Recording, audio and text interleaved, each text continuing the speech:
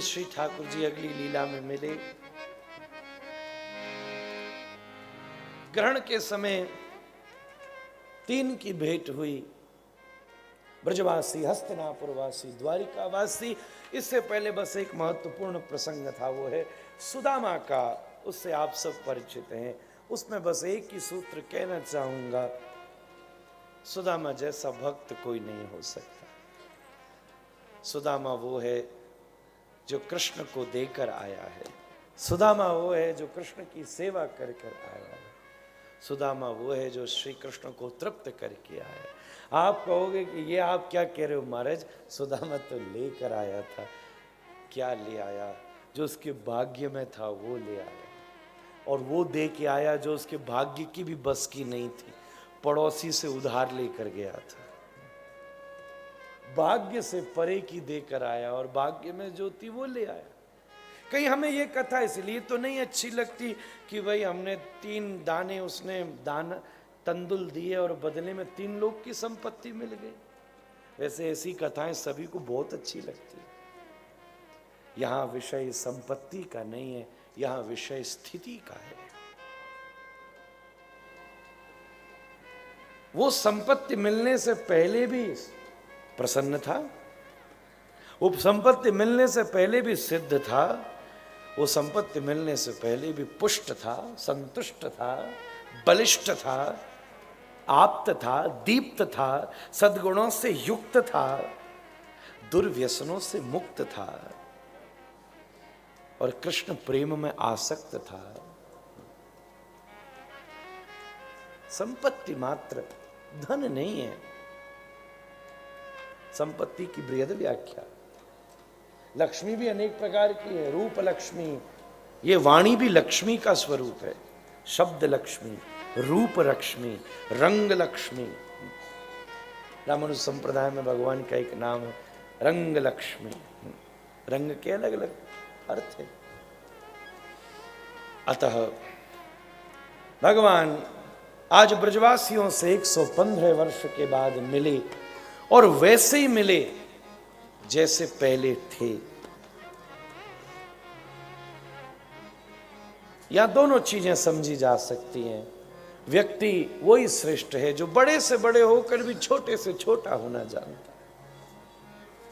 दूसरी बात, भगवान उसको वैसे ही मिलते हैं जो भगवान को जैसे चाहता है। ब्रजवासी जैसे चाहते तो उन्हें ब्रजवासियों की तरह ही मिले। बड़ा सुंदर संवाद हुआ। गोपियों ने पूछ लिया, ओ कन्हैया याद है कुछ भी हमारा। अभी भी गा चुका हूं, बार बार गाना मुझे इतना अच्छा भी नहीं लगता। गाते गाते टाइम निकालना, 7 दिन कब के निकल गए। तो एक लाइन बोलते, बिनती में कर कर बमनों से पूछी, पल पल की खबर तिहारी। कन्हैया याद है कुछ भी। अगली लाइन एक बड़ी सुंदर है, कहूँ क्या तेरे, दोबारा सुनना, कहूँ क्या तेरे भूलने पे मैं वारी। तू भूल फिर हम तुझे याद दिलाएंगे। कहूँ क्या तेरे भूलने पे मैं वारी। हो कन्हैया, आह कन्हैया याद है कुछ भी हमारी।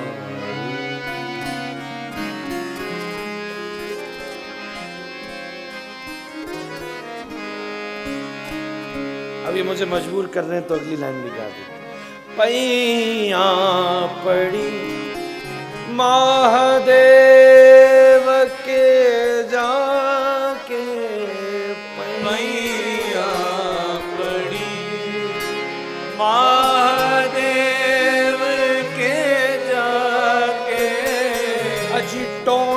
भी, जादू टोना भी करके मैं हारी, कन्हैया टोना भी करके मैं हारी, कन्हैया याद है कुछ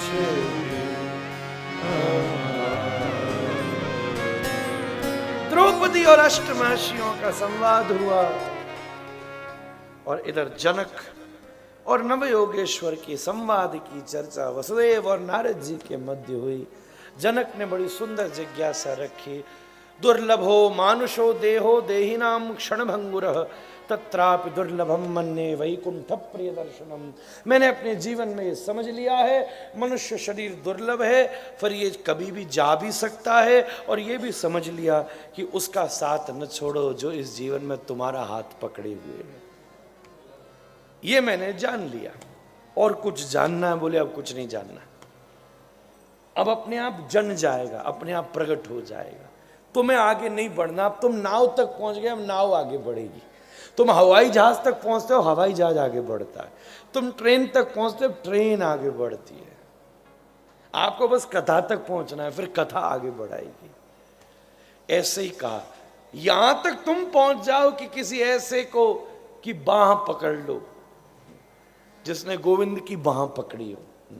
वो कुछ पंजाबी में लाइन है ना, क्या बाह पकड़ ली, भूल गया, मुझे आता नहीं है इससे ज्यादा, छोड़ो। तो उसकी बाह पकड़ लो जिसने ठाकुर जी की बाह पकड़ी हो। यहां तक आपको पहुंचना है, उसके आगे वो पहुंचाएगा। ये वही भगवता प्रोक्ता उपाया ह्यात्मलब्धये अंजः पुंसाम विदुषाम विद्धि भागवता हिरान ज्ञानास्थाय रो राजन न प्रमाद्येत करहि चिद्दावन्य विल्यवा नेत्रेण स्खलेति न बदेति च। भागवत का निष्कर्ष क्या है? आत्मावलोकन। कायेन वाचा मनसेन्द्रियैर्वा बुद्ध्यात्मना वा अनुषद स्वभावात् करोति यद्यत् सकलम परस्मै नारायणायेति समर्पयेत्। आप यहां से जाके आत्मावलोकन प्रारंभ करें। काया वाचा मन इंद्रिय। आंख तू देख रही है, पर मेरे पास हिसाब होना चाहिए, तू क्या देख रही है? जो व्यक्ति हिसाब धर्मराज के हाथ में रखता है, फिर वो बिगड़ता ही है। प्रज्ञावान व्यक्ति यमराज को अपना हिसाब नहीं सौंपता, अपना हिसाब अपने पास रखता, तभी वो सुधार भी सकता है। कान, हिसाब दीजिए, आप क्या सुन रहे हैं? आत्मावलोकन ही कथा का सार स्वरूप है। महाराज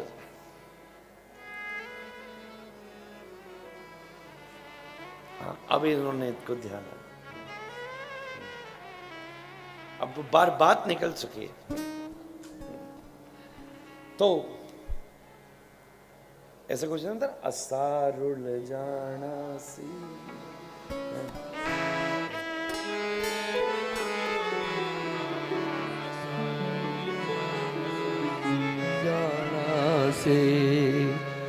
जे तू ना फड़दा साडी बां, जे तू ना फड़दा साडी बां असां रुल जाना से, फिर किधर न मिलदे था असां रुल जाना से। वैसे इसमें इतनी पंजाबी खड़ी है, मुझे नहीं समझ, आप समझ गए ना सब? और सानू इधर की करना है, गल होना दी है, गल तुझे समझ ली थी बात। अब मैं नहीं कर रहा हूँ, सबका सहयोग लेता रहता हूँ। कल माता जी का लिया गया, सब और किसी को भी सलाहें देनी हो, ऑल आर वेलकम। तो रुल जाना मतलब क्यों होगा? क्या क्यों होगा? खत्म हो जाना, खत्म हो जाना। अच्छा है रुल। अच्छा, जे तू ना फड़दा साडी बां, मतलब जय हो, जय गुरुदेव। कथा आगे बढ़ाने दे मुझे। तो आगे का प्रसंग आया जब श्री कृष्ण ने उद्धव को दत्तात्रेय का प्रसंग कहा। समय खत्म हो चुका है, आइए 24 गुरुओं को कुछ स्मरण करके विषय विसर्जन की तरफ ले चले। पृथ्वी वायुराकाशमापोऽग्निश्चन्द्रमा रविः कपोतो जगर सिंधु पतंगो मधुकृत गजः मधुहा हरिणो मीना पिंगलास्कुरोर्भक कुमारी शरकृत सर्प पूर्णनाभि सुपेशक। 24 गुरुओं के विषय में मैं पहले बहुत बोल चुका हूं, आगे भी बोलूंगा। बल्कि 24 गुरुओं का एक जगह का वर्णन अंग्रेजी में भी लिखा जा चुका है, बहुत जल्दी उसकी एक पुस्तक आने वाली है, आप उसमें से पढ़ लेना। पर एक बात कहूंगा, कौन कौन गुरु बना पहले भी बोल चुका हूं, अभी भी एक दो गिना दूंगा। पर बढ़ने से पहले एक बात कहना चाहूंगा, दत्तात्रेय ने इन सबको गुरु बनाया, पृथ्वी को बनाया, वायु को बनाया, आकाश को बनाया, और इन सबसे शिक्षा ली। पृथ्वी से सहनशीलता की, जल से पवित्रता की, कुंवारी कन्या से अनासक्ति की, जैसे 3 घंटे के विवाह के बाद उसकी तुरंत चाल ही बदल जाती है, ऐसे ही मनुष्य, ऐसे बहुत सारी वेश्या से कि आशा ही परमम दुखम, बालक से जैसे बालक अनासक्त होता है, ऐसे सर्प से जैसे सर्प अकेला घूमता है, ऐसे ही साधक अकेला घूमे।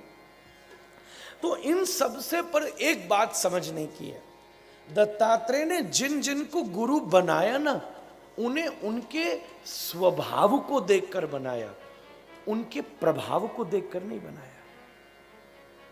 व्यक्ति गुरु बनाए, आज सुबह भी चर्चा हो रही थी, वही समस्या में पड़ता है जो प्रभाव देखकर गुरु, ओ भाई इन्हों तो बहु मंदिर सीखे, बहु मठ सीखे, एसी कमरा सानू मिल ही जाना है, और उधर बहुत बढ़िया लोगी भी जानते हैं, और खूब है तो बहुत ही मौज है।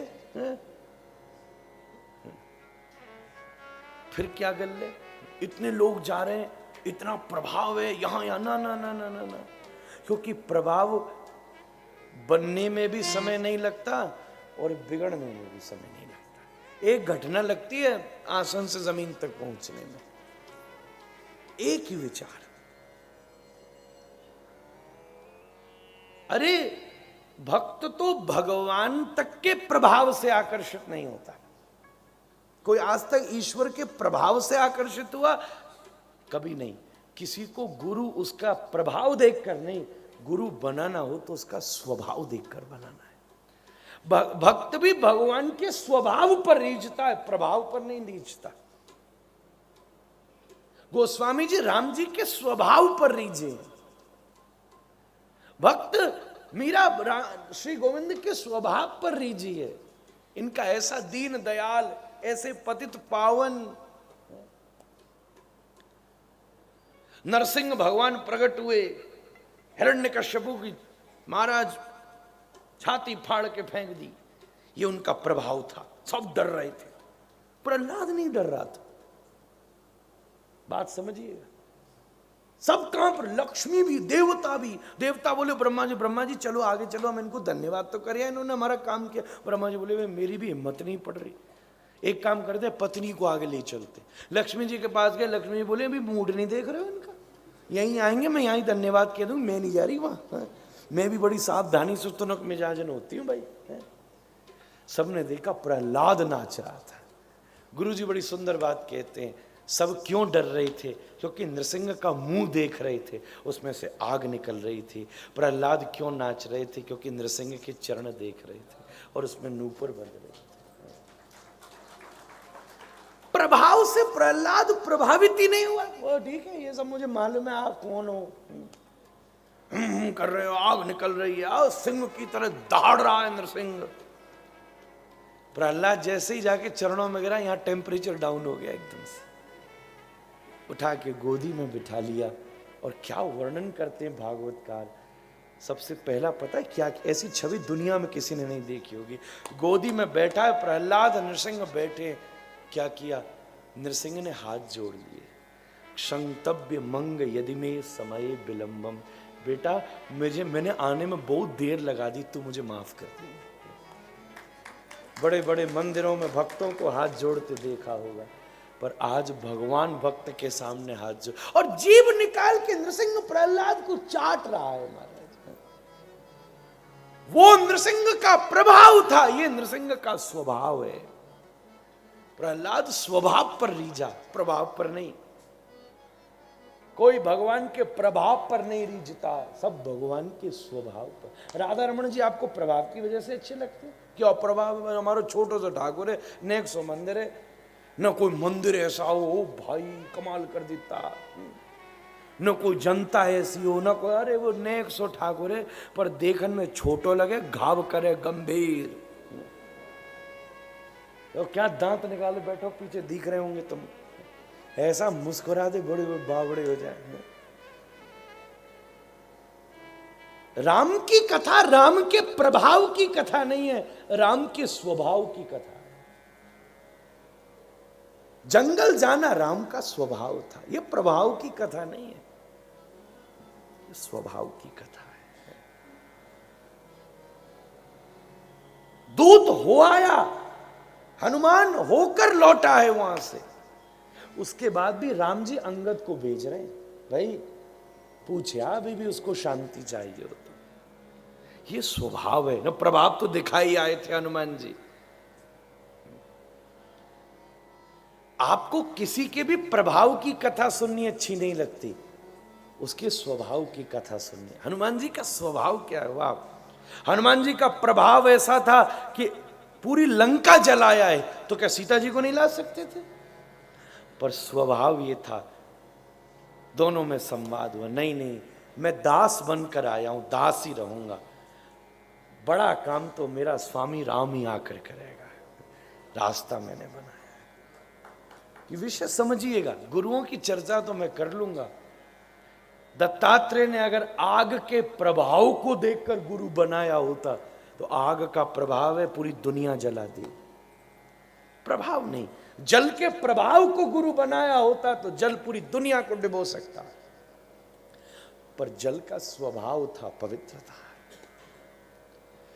किसी को गुरु बनाए उसका प्रभाव देखकर नहीं बनाना, क्योंकि गुरु प्रभाव का नाम भी नहीं है, गुरु नाम स्वभाव का है, संत नाम स्वभाव का है, महात्मा नाम स्वभाव का है, ऋषि नाम स्वभाव का है। ये सब टाइटल आपके नेचर को मिलते हैं, आपकी प्रकृति को मिलते हैं, आपके विचारों को मिलते हैं, व्यक्ति को नहीं मिलते। किसी का आज प्रभाव है कल खत्म हो जाएगा। बहुत सारे लोग हैं, बहुत सारे मंदिर हैं, आप भी जानते हैं, हर 10 साल में लोगों के प्रभाव बदलते रहते हैं, घरों में बदलते रहते हैं। किसी जमाने में पिताजी का प्रभाव होता था, फिर किसी जमाने में पुत्र का प्रभाव होता है, फिर किसी जमाने में घर से प्रभाव ही खत्म हो जाता है, फिर किसी और घर का प्रभाव हो जाता है। रोज विषय बदलता है, किसी मोहल्ले में कभी किसी का प्रभाव होता है, फिर कभी किसी का प्रभाव होता है, कभी किसी प्रधानमंत्री का कभी प्रभाव था, अब किसी प्रधानमंत्री का प्रभाव है। हर 5 साल में प्रभाव बदलते रहते हैं, पर पद से उतरने के बाद भी दिलों की गद्दी पर वो बैठा रहता है जिसका स्वभाव कायम होता है। ये आप भी जानते हैं, पदवी तो उतर जाती है, तो बहुत सारे लोग, बहुत सारे अफसर हैं, दफ्तर छोड़ते हैं तो एम्प्लॉय रोते हुए उसे विदा करते हैं, वाह आपकी वजह से आनंद था, आप सीट पर नहीं बैठे, हमारे दिलों पर बैठे हैं। गुरु प्रभाव का नाम नहीं है, वो स्वभाव की सहजता, सरलता, निर्मलता, जिसमें समता भी हो, ममता भी हो, फिर उसके बाद जो ममता हो वो अब अद्भुत होती है, जिसमें नमता भी हो। ये तीनों चीज बड़ी विरोध की हैं, समता, ममता, नमता, तीनों विरोध की चीज है। जिसमें ममता होती है उसमें समता नहीं हो सकती। ममता क्योंकि एक में होती है, और समता मतलब समानता, सबको एक सा देखना। जिसमें ममता होती है उसमें समता नहीं हो सकती, और फिर जिसमें समता होती है उसमें नमता कैसे हो? जो सभी को समान देख रहा है वो अपने को छोटा कैसे देखे? पर सदगुरु का एक स्वभाव होता है, उसमें ममता भी होती है। कभी गुरु के पास जाओ, आपको लगेगा वाह यार ये हमारे जैसा तो किसी और को चाहता ही नहीं है, ये हमारे ये बस ये ममता है। और दूसरी तरफ देखो, व्यास गद्दी पर बैठे बोले तो ऐसी बात हो कि समता है। और उतरे तो ऐसी बात करे जैसे आप सब कुछ हो और वो कुछ नहीं है, नमता है। ये 3 गुण ही अद्भुत स्वरूप है। संत ही गुरु होता है। उस दिन बापू एक बड़ी सुंदर बात कह रहे थे, संत गुरु होता है, हनुमंत सदगुरु होता है और ईश्वर जगत गुरु होता है। संत गुरु, हनुमंत सदगुरु और भगवंत जगत गुरु। कृष्णम वंदे जगत गुरु। संत को गुरु बनाए, हनुमंत को सदगुरु बनाए और भगवंत को जगत गुरु मान लें, यही बात है। मैं कल बोला था ना, सामान्य ध्यान से सुनोगे तो लगेगा मैं बोल रहा हूं, कुछ और ध्यान दे के बोलोगे, सामान्य सुनोगे तो लगेगा वक्ता बोल रहा है, कुछ और ध्यान दे के सुनोगे तो लगेगा वक्ता से उसका गुरु बोल रहा है, और ध्यान दे के सुनोगे तो लगेगा वो नहीं गोविंद बोल रहा है। अलग अलग स्तर। 24 गुरुओं को प्रणाम करता हूं। परीक्षित से सुखदेव कहते जो सुनाना चाहता था सुना चुका, अब तू शांत हो जा। उसने आंखें बंद करी, प्राणों को खींचा, ब्रह्मरंध्र का भेदन कर दिया और देही से परम धाम को प्राप्त हो गया। जन्मेजय ने प्राकृतिक शरीर को जलाकर भस्म किया। सर्पेष्ठी यज्ञ में मार्कंडे की कथा का वर्णन हुआ। मार्कंडे ने पूछा जब कोई नहीं बचता तब कौन बचता है, तो करार विंदे न पदार विंदम मुखार विंदे विनिवेशयन्तम् बटस्य पत्रस्य पुटे शयानम् बालं मुकुन्दं मनसा स्मरामि। बाल मुकुंद भगवान बटपत्र के ऊपर संदर्शित हुए। भागवत के अंतिम श्लोक का भाव आया, नाम संकीर्तनम यस्य सर्व पाप प्रणाशनम प्रणामो दुःख समनस्तम नमामि हरिम परम। अंतिम निष्कर्ष आया, भगवान का नाम ही आधार है। किए हुए अपराध भगवान के नाम से मुक्त होंगे। कथा की सबसे बड़ी प्रसादी कीर्तन है। जो कथा के ऋण से मुक्त होना चाहता हो वो अपनी हृदय में भगवान के नाम के प्रति निष्ठा को जागृत करे, वही साधन है। विगत 7 दिनों से यहाँ अद्भुत, अप्रमेय, अनुपम, अपूर्व दिव्य कथा के भाव का प्रागट्य हुआ। सच कहूं तो यह हम सब के ऊपर गुरुदेव की कृपा ही है। हम बोलने लायक बने, आप सब सुनने लायक बने, ये गुरु का ही अनुग्रह है। श्री महाराज श्री बड़े महाराज श्री के चरणों में दंडवत प्रणाम करते हैं। वार्षिक भावांजलि चंडीगढ़ परिकर की कृपा से हमें अपने गुरुदेव को देने को मिलती है। सच तो ये हुआ है, हमारे यहाँ वैसे आचार्य आराधन उत्सव होली में होता है, पर अब होली में ही मैं कथा नहीं करता, दूसरे करते, मैं किसी को बुलाता हूँ। अपने गुरुओं के लिए कथा करने का मौका मुझे भी अब चंडीगढ़ में ही मिलता है। ऐसा अनुपम भाव। उनको प्रणाम करता हूँ। श्री सोम प्रकाश भारद्वाज जी, वैष्णव वरिष्ठ, इससे बड़ी क्या बात हो सकती है। बड़े महाराज जी कहते हैं जब मैं न हूं तो इनमें मुझे देखा करो। ये सहज उपाधि नहीं है, बड़ी ऊंची बात है। और किसी का जीवन कैसा था वो तो उसके अंतिम समय से पता चल जाता है। वंशी वट हो, यमुना का तट हो, सांवरा निकट हो, जब प्राण तन से निकले, ये सब उन्हें प्राप्त हुआ। कथा उनकी मुक्ति के लिए नहीं थी, उनकी याद के लिए थी बस।